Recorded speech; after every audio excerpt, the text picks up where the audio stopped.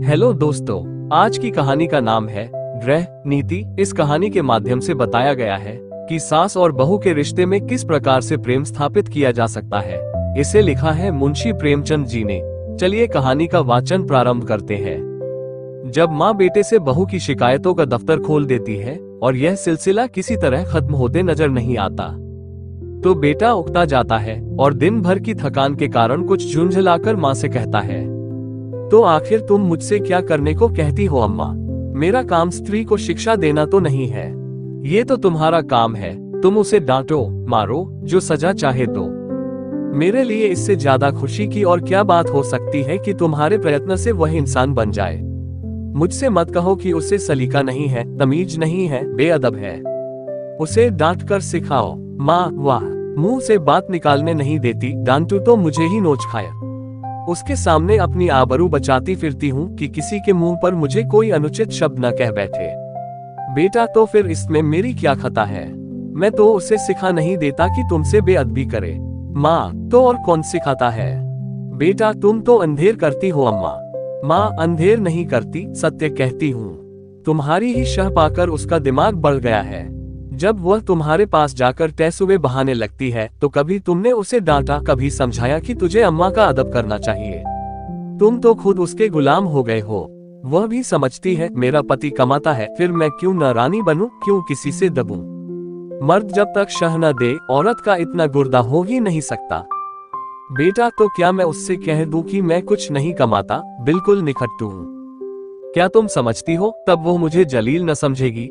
हर एक पुरुष चाहता है कि उसकी स्त्री उसे कमाओ, योग्य, तेजस्वी समझे, और सामान्यतः वह जितना है उससे बढ़कर अपने को दिखाता है। मैंने कभी नादानी नहीं की, कभी स्त्री के सामने डींग नहीं मारी, लेकिन स्त्री की दृष्टि में अपना सम्मान खोना तो कोई भी न चाहेगा। माँ, तुम कान लगाकर, ध्यान देकर और मीठी मुस्कुराहट के साथ उसकी बातें सुनोगे तो वह क्यों न शेर होगी? तुम खुद चाहते हो कि स्त्री के हाथों मेरा अपमान कराओ। मालूम नहीं मेरे किन पापों का तुम मुझे ये दंड दे रहे हो। किन अरमानों से, कैसे कैसे कष्ट झेलकर मैंने तुम्हें पाला।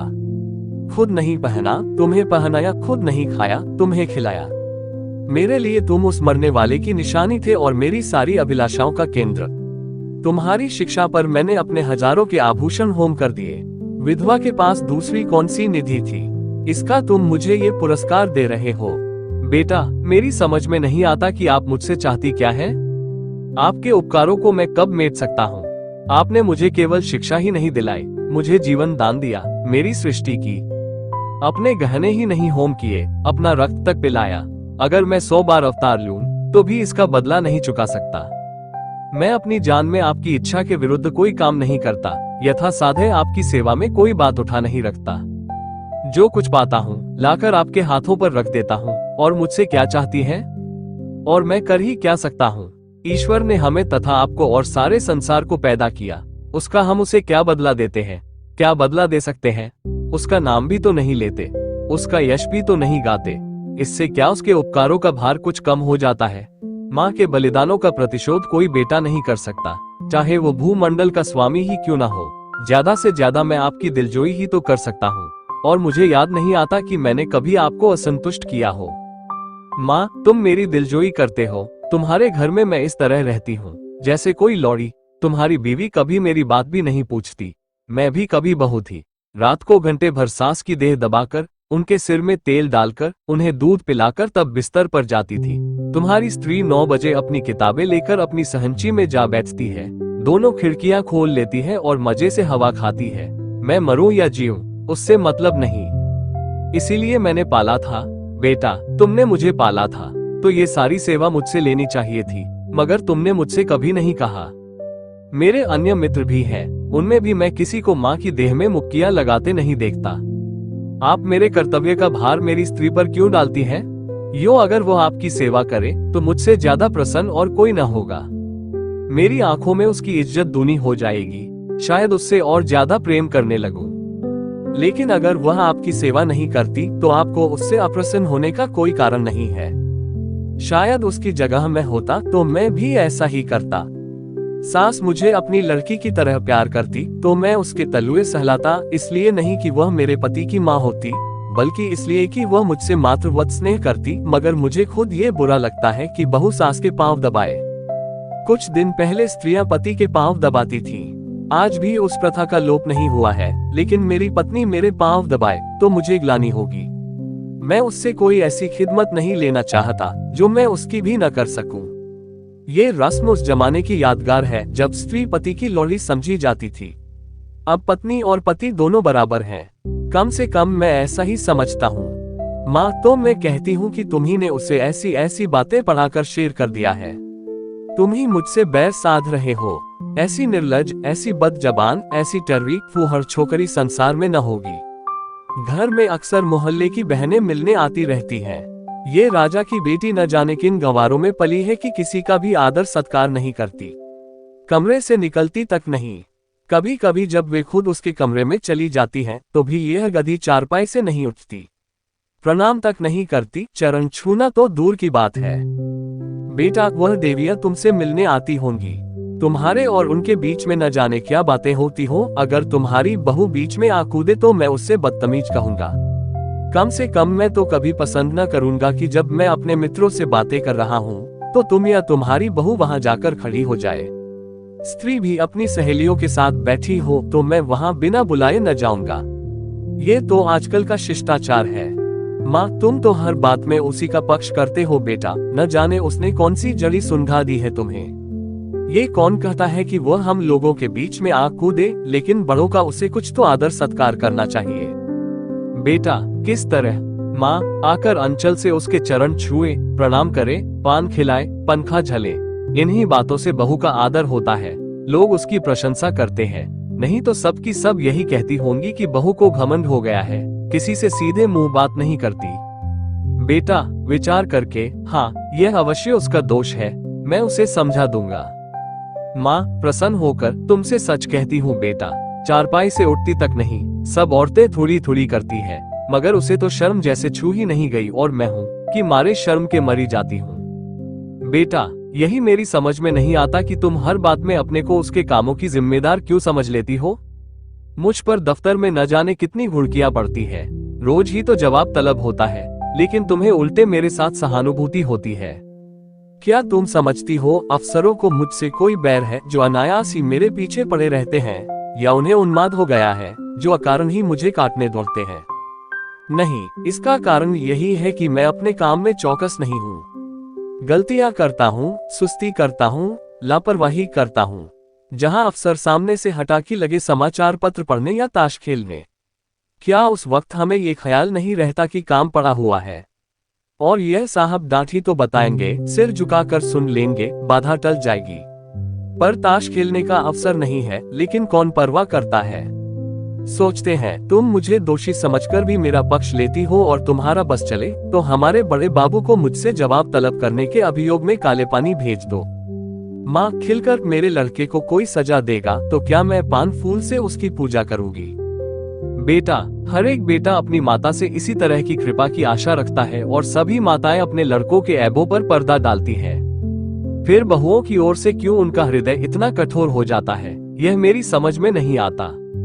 तुम्हारी बहू पर जब दूसरी स्त्रियां चोट करें तो तुम्हारे मातृ स्नेह का ये धर्म है कि तुम उसकी तरफ से क्षमा मांगो, कोई बहाना कर दो, उनकी नजरों में उसे उठाने की चेष्टा करो।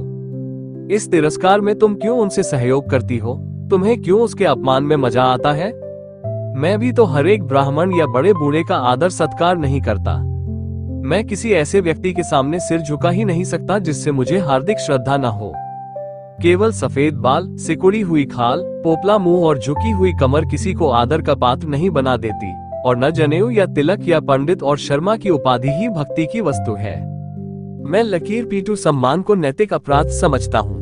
मैं तो उसी का सम्मान करूंगा जो मनसा वाचा कर्मणा हर पहलू से सम्मान के योग्य है, जिसे मैं जानता हूँ कि मक्कारी, स्वार्थ साधन और निंदा के सिवा और कुछ नहीं करता, जिसे मैं जानता हूँ कि रिश्वत और सूद तथा खुशामद की कमाई खाता है।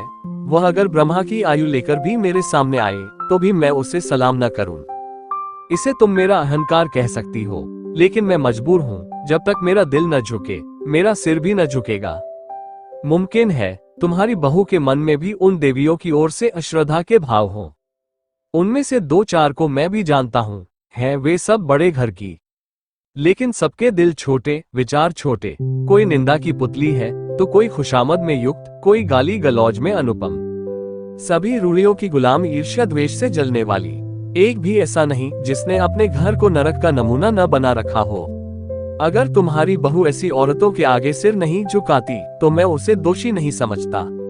माँ अच्छा, अब चुप रहो बेटा। देख लेना तुम्हारी यह रानी एक दिन तुमसे चूल्हा न जलवाए और झाड़ू न लगवाए तो सही। औरतों को बहुत सिर चढ़ाना अच्छा नहीं होता। इस निर्लजता की भी कोई हद है कि बूढ़ी सास तो खाना पकाए और जवान बहू बैठी उपन्यास पढ़ती रहे। बेटा बेशक ये बुरी बात है और मैं हरगिज नहीं चाहता कि तुम खाना पकाओ और वह उपन्यास पढ़े, चाहे वह उपन्यास प्रेमचंद जी ही के क्यों न हो। लेकिन ये भी तो देखना होगा कि उसने अपने घर कभी खाना नहीं पकाया। वहाँ रसोईया महाराज है और जब चूल्हे के सामने जाने से उसके सिर में दर्द होने लगता है तो उसे खाना पकाने के लिए मजबूर करना उस पर अत्याचार करना है। मैं तो समझता हूँ ज्यों ज्यों हमारे घर की दशा का उसे ज्ञान होगा, उसके व्यवहार में आप इस्कता होती जाएगी। यह उसके घर वालों की गलती है कि उन्होंने उसकी शादी किसी धनी घर में नहीं की।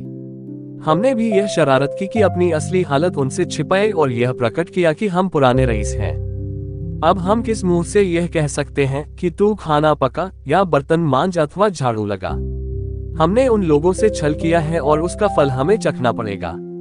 अब तो हमारी कुशल इसी में है कि अपनी दुर्दशा को नम्रता, विनय और सहानुभूति से ढाकें और उससे अपने दिल को ये तसल्ली देने का अवसर दे कि बला से धन नहीं मिला, घर के आदमी तो अच्छे मिले। अगर ये तसल्ली भी हमने उससे छीन ली तो तुम ही सोचो उसको कितनी वेदारक वेदना होगी। शायद वह हम लोगों की सूरत से भी घृणा करने लगे। माँ, उसके घर वालों को 100 दफे गरज थी, तब हमारे यहाँ ब्याह किया। हम कुछ उनसे भीख मांगने गए थे? बेटा, उनको अगर लड़के की गरज थी तो हमें धन और कन्या दोनों की गरज थी। माँ, यहाँ के बड़े बड़े रईस हमसे नाता करने को मुंह फैलाए हुए थे। बेटा, इसीलिए कि हमने रईसों का स्वांग बना रखा है। घर की असली हालत खुल जाए तो कोई बात भी न पूछे।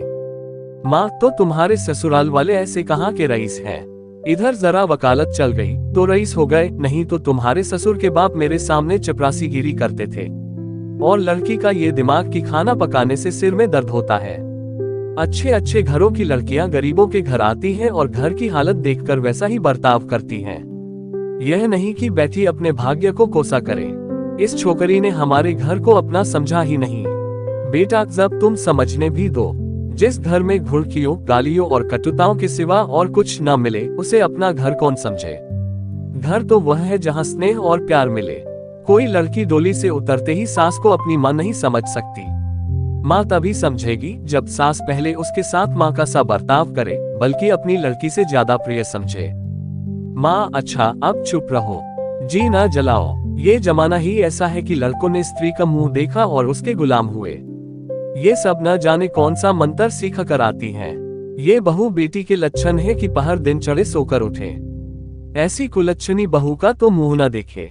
बेटा, मैं भी तो देर में सोकर उठता हूँ। अम्मा, मुझे तो तुमने कभी नहीं कोसा। माँ, तुम हर बात में उससे अपनी बराबरी करते हो। बेटा, यह उसके साथ घोर अन्याय है, क्योंकि जब तक वह इस घर को अपना नहीं समझती तब तक उसकी हैसियत मेहमान की है और मेहमान की हम खातिर करते हैं, उसके ऐब नहीं देखते। माँ, ईश्वर न करे कि किसी को ऐसी बहू मिले। बेटा, तो वो तुम्हारे घर में रह चुकी। माँ, क्या संसार में औरतों की कमी है? बेटा, औरतों की कमी तो नहीं, मगर देवियों की कमी जरूर है। माँ, नौ जैसी औरत सोने लगती है तो बच्चा चाहे रोते रोते बेदम हो जाए, मिनकती तक नहीं। फूल सा बच्चा लेकर मैके गई थी, 3 महीने में लौटी तो बच्चा आधा भी नहीं है। बेटा, तो क्या मैं यह मान लूं कि तुम्हें उसके लड़के से जितना प्रेम है उतना उसे नहीं है? ये तो प्रकृति के नियम के विरुद्ध है। और मान लो वह निर्मोहीन ही है तो यह उसका दोष है। तुम क्यों उसकी जिम्मेदारी अपने सिर लेती हो? उसे पूरी स्वतंत्रता है, जैसे चाहे अपने बच्चे को पाले। अगर वह तुमसे कोई सलाह पूछे, प्रसन्न मुख से दे दो, न पूछे तो समझ लो उसे तुम्हारी मदद की जरूरत नहीं है। सभी माताएं अपने बच्चे को प्यार करती हैं और वह अपवाद नहीं हो सकती। माँ, तो मैं सब कुछ देखूं, मुंह न खोलूं, घर में आग लगते देखूं और चुपचाप मुंह में कालिक लगाए खड़ी रहूं? बेटा, तुम इस घर को जल्द छोड़ने वाली हो, उसे बहुत दिन रहना है। घर की हानि लाभ की जितनी चिंता उसे हो सकती है तुम्हें नहीं हो सकती। फिर मैं कर ही क्या सकता हूँ? ज्यादा से ज्यादा उसे डांट बता सकता हूँ, लेकिन वह डांट की परवाह न करे और तुर्की बतुर्की जवाब दे तो मेरे पास ऐसा कौन सा साधन है जिससे मैं उसे ताड़ना दे सकूं? माँ तुम 2 दिन न बोलो तो देवता सीधे हो जाया सामने नाक रगड़े। बेटा मुझे इसका विश्वास नहीं है, मैं उससे न बोलूंगा, वह भी मुझसे न बोलेगी, ज्यादा पीछे पड़ूंगा तो अपने घर चली जाएगी। माँ ईश्वर ये दिन लाए, मैं तुम्हारे लिए नई बहू लाऊं। बेटा संभव है इसकी भी चच्ची हो। सहसा बहू आकर खड़ी हो जाती है। माँ और बेटा दोनों स्तंभित हो जाते हैं, मानो कोई बम गोला आ गिरा हो। रूपवती नाजुक मिजाज गर्वीली रमणी है जो मानो शासन करने के लिए ही बनी है। कपोल तमतमाए हुए हैं पर अधरों पर विष भरी मुस्कान है और आंखों में व्यंग्य मिला परिहास। माँ अपनी जेब छिपाकर तुम्हें कौन बुलाने गया था? बहू क्यों, यहाँ जो तमाशा हो रहा है उसका आनंद मैं न उठाऊं? बेटा माँ बेटे के बीच में तुम्हें दखल देने का कोई हक नहीं। बहू की मुद्रा सहसा कठोर हो जाती है। बहू अच्छा आप जबान बंद रखिए। जो पति अपनी स्त्री की निंदा सुनता रहे वह पति बनने के योग्य नहीं। वो पति धर्म का क ख ग भी नहीं जानता। मुझसे अगर कोई तुम्हारी बुराई करता, चाहे वह मेरी प्यारी माँ ही क्यों न होती, तो मैं उसकी जबान पकड़ लेती। तुम मेरे घर जाते हो तो वहाँ तो जिसे देखती हूँ तुम्हारी प्रशंसा ही करता है। छोटे से बड़े तक गुलामों की तरह दौड़ते फिरते हैं। अगर उनके बस में हो तो तुम्हारे लिए स्वर्ग के तारे तोड़ लाएं और उसका जवाब मुझे यहाँ यह मिलता है कि बात बात पर ताने महने, तिरस्कार बहिष्कार। मेरे घर तो तुमसे कोई नहीं कहता कि तुम देर में क्यों उठे, तुमने अमुक महोदय को सलाम नहीं किया, अमुक के चरणों पर सिर क्यों नहीं पटका। मेरे बाबूजी कभी गवारा न करेंगे कि तुम उनकी देह पर मुखिया लगाओ या उनकी धोती धो या उन्हें खाना पका कर खिलाओ। मेरे साथ यहाँ ये बर्ताव क्यों? मैं यहाँ लौड़ी बनकर नहीं आई हूँ, तुम्हारी जीवन संगिनी बनकर आई हूँ। मगर जीवन संगिनी का यह अर्थ तो नहीं कि तुम मेरे ऊपर सवार होकर मुझे जलाओ। यह मेरा काम है कि जिस तरह चाहूं तुम्हारे साथ अपने कर्तव्य का पालन करूं। उसकी प्रेरणा मेरी आत्मा से होनी चाहिए, ताड़ना या तिरस्कार से नहीं। अगर कोई मुझे कुछ सिखाना चाहता है तो माँ की तरह प्रेम से सिखाए, मैं सीखूंगी। लेकिन कोई जबरदस्ती मेरी छाती पर चढ़कर अमृत भी मेरे कंठ में ठूंसना चाहे तो मैं ओंठ बंद कर लूंगी। मैं अब कब की इस घर को अपना समझ चुकी होती, अपनी सेवा और कर्तव्य का निश्चय कर चुकी होती, मगर यहाँ तो हर घड़ी हर पल मेरी देह में सुई चुभाकर मुझे याद दिलाया जाता है कि तू इस घर की लौड़ी है। तेरा इस घर से कोई नाता नहीं, तू सिर्फ गुलामी करने के लिए यहाँ लाई गई है और मेरा खून खौल कर रह जाता है। अगर यही हाल रहा तो एक दिन तुम दोनों मेरी जान लेकर रहोगे। माँ सुन रहे हो अपनी चहेती रानी की बातें? वो यहाँ लौड़ी बनकर नहीं, रानी बनकर आई है। हम दोनों उसकी टहल करने के लिए हैं। उसका काम हमारे ऊपर शासन करना है। उसे कोई कुछ काम करने कौन कहे, मैं खुद मरा करूं। और तुम उसकी बातें कान लगाकर सुनते हो। तुम्हारा मुंह कभी नहीं खुलता कि उसे डांटो या समझाओ। थर थर कांपते रहते हो। बेटा अच्छा अम्मा ठंडे दिल से सोचो, मैं इसकी बातें न सुनूं तो कौन सुने? क्या तुम इसके साथ इतनी हमदर्दी भी नहीं देखना चाहती? आखिर बाबूजी जीवित थे तब वह तुम्हारी बातें सुनते थे या नहीं? तुम्हें प्यार करते थे या नहीं? फिर मैं अपनी बीवी की बातें सुनता हूँ तो कौन सी नई बात करता हूँ, और इसमें तुम्हारे बुरा मानने की कौन बात है? माँ हाय बेटा, तुम अपनी स्त्री के सामने मेरा अपमान कर रहे हो। इसी दिन के लिए मैंने तुम्हें पाल पोसकर बड़ा किया था, क्यों मेरी छाती नहीं फट जाती? वो आंसू पोंछती आपे से बाहर कमरे से निकल जाती है। स्त्री पुरुष दोनों कौतुक भरी आंखों से उसे देखते हैं, जो बहुत जल्द हमदर्दी में बदल जाती है। पति माँ का हृदय, स्त्री माँ का हृदय नहीं, स्त्री का हृदय। पति अर्थात स्त्री जो अंत तक पुरुष का सहारा चाहता है, स्नेह चाहता है और उस पर किसी दूसरी स्त्री का असर देखकर ईर्ष्या से जल उठता है।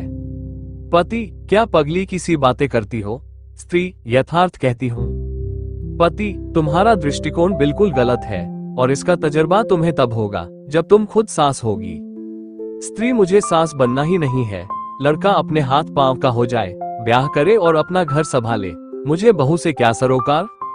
पति तुम्हें यह अरमान बिल्कुल नहीं है कि तुम्हारा लड़का योग्य हो, तुम्हारी बहू लक्ष्मी हो और दोनों का जीवन सुख से कटे। स्त्री क्या मैं माँ नहीं हूँ? पति माँ और सास में क्या कोई अंतर है? स्त्री उतना ही जितना जमीन और आसमान में है। माँ प्यार करती है, सास शासन करती है। कितनी ही दयालु, सहनशील, सतोगुणी स्त्री हो, सास बनते ही मानो ब्याई हुई गाय हो जाती है। जिसे पुत्र से जितना ही ज्यादा प्रेम है, वह बहू पर उतनी ही निर्दयता से शासन करती है। मुझे भी अपने ऊपर विश्वास नहीं है। अधिकार पाकर किसे मद नहीं हो जाता। मैंने तय कर लिया है, सास बनूंगी ही नहीं। औरत की गुलामी सासों के बल पर कायम है। जिस दिन सासें न रहेंगी, औरत की गुलामी का अंत हो जाएगा। पति, मेरा ख्याल है तुम जरा भी सहज बुद्धि से काम लो तो तुम अम्मा पर भी शासन कर सकती हो। तुमने हमारी बातें कुछ सुनी? स्त्री, बिना सुने ही मैंने समझ लिया कि क्या बातें हो रही होंगी। वही बहू का रोना। पति, नहीं नहीं, तुमने बिल्कुल गलत समझा। अम्मा के मिजाज में आज मैंने विस्मयकारी अंतर देखा, बिल्कुल अभूतपूर्व। आज वह जैसे अपनी कटुताओं पर लज्जित हो रही थी। हाँ, प्रत्यक्ष रूप से नहीं, संकेत रूप से। अब तक वह तुमसे इसलिए नाराज रहती थी कि तुम देर में उठती हो। अब शायद उन्हें ये चिंता हो रही है कि कहीं सवेरे उठने से तुम्हें ठंड न लग जाए। तुम्हारे लिए पानी गर्म करने को कह रही थी। स्त्री प्रसन्न होकर, सच? पति, हाँ, मुझे तो सुनकर आश्चर्य हुआ। स्त्री, तो अब मैं मुंह अंधेरे उठूंगी। ऐसी ठंड क्या लग जाएगी, लेकिन तुम मुझे चकमा तो नहीं दे रहे हो। पति, अब इस बदगुमानी का क्या इलाज? आदमी को कभी कभी अपने अन्याय पर खेद तो होता ही है। स्त्री, तुम्हारे मुंह में घी शक्कर। अब मैं गजरदम उठूंगी। वो बेचारी मेरे लिए क्यों पानी गर्म करेगी? मैं खुद गर्म कर लूंगी। आदमी करना चाहे तो क्या नहीं कर सकता? पति, मुझे उनकी बात सुन सुनकर ऐसा लगता था जैसे किसी दैवी आदेश ने उनकी आत्मा को जगा दिया हो। तुम्हारे अलहड़पन और चपलता पर कितना भन्नाती हैं। चाहती थी कि घर में कोई बड़ी बूढ़ी आ जाए तो तुम उसके चरण छुओ, लेकिन शायद अब उन्हें मालूम होने लगा है कि इस उम्र में सभी थोड़े बहुत अलहड़ होते हैं। शायद उन्हें अपनी जवानी याद आ रही है। कहती थी, यही तो शौक सिंगार, पहनने ओढ़ने, खाने खेलने के दिन थे। बुढ़ियों का तो दिन भर तांता लगा रहता है, कोई कहाँ तक उनके चरण छुए और क्यों छुए। ऐसी कहाँ की बड़ी देवियां हैं। स्त्री, मुझे तो हर्षोन्माद हुआ चाहता है। पति, मुझे तो विश्वास ही न आता था। स्वप्न देखने का संदेह हो रहा था। स्त्री, अब आए हैं राह पर। पति, कोई दैवी प्रेरणा समझो। स्त्री, मैं कल से ठेठ बहू बन जाऊंगी। किसी को खबर भी ना होगी कि कब अपना मेकअप करती हूँ। सिनेमा के लिए भी सप्ताह में एक दिन काफी है। बूढ़ियों के पांव छू लेने में ही क्या हरज है। वे देवियां न सही, चुड़ैलें ही सही, मुझे आशीर्वाद तो देंगी, मेरा गुण तो गावेगी। पति, सिनेमा का तो उन्होंने नाम भी नहीं लिया। स्त्री, तुमको जो इसका शौक है, अब तुम्हें भी न जाने दूंगी। पति, लेकिन सोचो, तुमने कितनी ऊंची शिक्षा पाई है, किस कुल की हो, इन खूबसूरत बुढ़ियों के पांव पर सिर रखना तुम्हें बिल्कुल शोभा न देगा। स्त्री, तो क्या ऊंची शिक्षा के यह मानी है कि हम दूसरों को नीचा समझें? बूढ़े कितने ही मूर्ख हो, लेकिन दुनिया का तजर्बा तो रखते हैं। कुल की प्रतिष्ठा भी नम्रता और सद्व्यवहार से होती है, एकड़ी और रुखाई से नहीं। पति, मुझे तो यही ताज्जुब होता है कि इतनी जल्द इनकी कायापलट कैसे हो गई।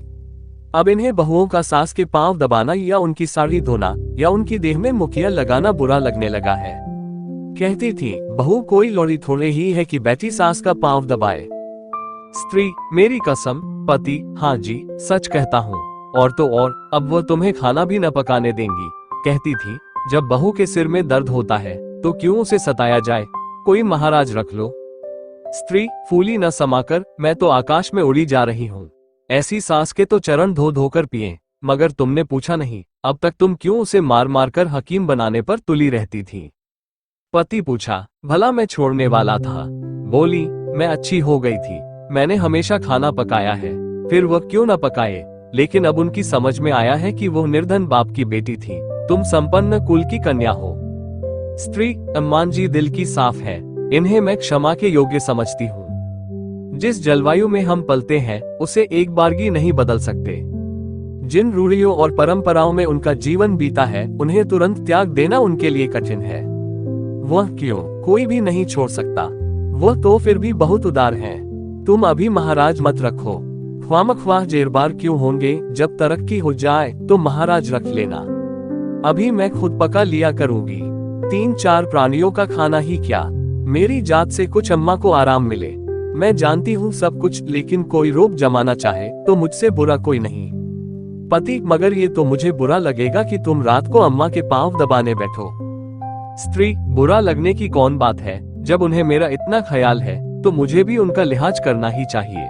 जिस दिन मैं उनके पांव दबाने बैठूंगी वो मुझ पर प्राण देने लगेंगी। आखिर बहू बेटे का कुछ सुख उन्हें भी तो हो, बड़ों की सेवा करने में हेठी नहीं होती। बुरा तब लगता है जब वो शासन करते हैं और अम्मा मुझसे पांव दबवाएंगी, थोड़े ही सेंट का यश मिलेगा। पति, अब तो अम्मा को तुम्हारी फजूल खर्ची भी बुरी नहीं लगती, कहती थी रुपये पैसे बहू के हाथ में दे दिया करो। स्त्री, चिढ़कर तो नहीं कहती थी। पति, नहीं नहीं, प्रेम से कह रही थी। उन्हें अब भय हो रहा है कि उनके हाथ में पैसे रहने से तुम्हें असुविधा होती होगी। तुम बार बार उनसे मांगती लजाती भी होगी और डरती भी होगी, एवं तुम्हें अपनी जरूरतों को रोकना पड़ता होगा। स्त्री, ना भैया, मैं ये जंजाल अभी अपने सिर न लूंगी। तुम्हारी थोड़ी सी तो आमदनी है, कहीं जल्दी से खर्च हो जाए तो महीना कटना मुश्किल हो जाए। थोड़े में निर्वाह करने की विद्या उन्हीं को आती है। मेरी ऐसी जरूरतें ही क्या हैं? मैं तो केवल अम्मा जी को चिढ़ाने के लिए उनसे बार बार रुपये मांगती थी। मेरे पास तो खुद 150 रुपये पड़े रहते हैं। बाबूजी का पत्र आता है तो उसमें 10-20 के नोट जरूर होते हैं, लेकिन अब मुझे हाथ रोकना पड़ेगा। आखिर बाबूजी कब तक देते चले जाएंगे, और यह कौन सी अच्छी बात है कि मैं हमेशा उन पर टैक्स लगाती रहूं। पति, देख लेना अम्मा अब तुम्हें कितना प्यार करती है। स्त्री, तुम भी देख लेना मैं उनकी कितनी सेवा करती हूँ। पति, मगर शुरू तो उन्होंने किया।